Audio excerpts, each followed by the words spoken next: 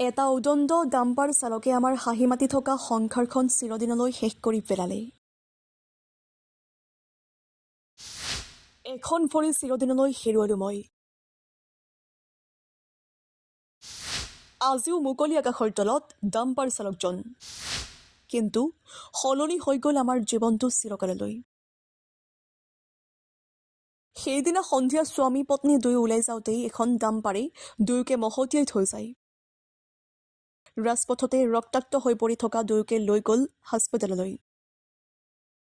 স্বামী তেজস্বৰ হাড় ভাগি ঘূণীয়া হ'ল আৰু মোৰ বাবে আহিল জীৱনৰ আটাইতকৈ কঠিন সিদ্ধান্তটো। চিকিৎসকৰ মতে এখন ভৰি হয় মই হেৰুৱাব লাগিব, নহ'লে জীৱনটোকে বাদ দিব লাগিব। অৱশেষত মই এখন ভৰি আঁতৰাই পেলোৱাৰ সিদ্ধান্ত ল'লোঁ। মোৰ দেহৰ পৰা এখন ভৰি আঁতৰি যোৱাৰ পিছতেই সকলো সলনি হৈ গ'ল মোৰ জীৱনৰ।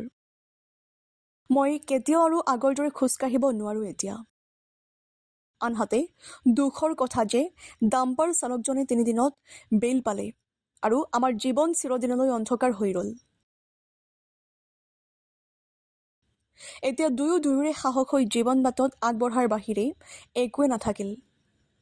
সঁচাই জীৱনে যে কেতিয়াবা কল্পনা কৰিবও নোৱাৰা কিছুমান বিষাদ বাৰু কিয় দিয়ে।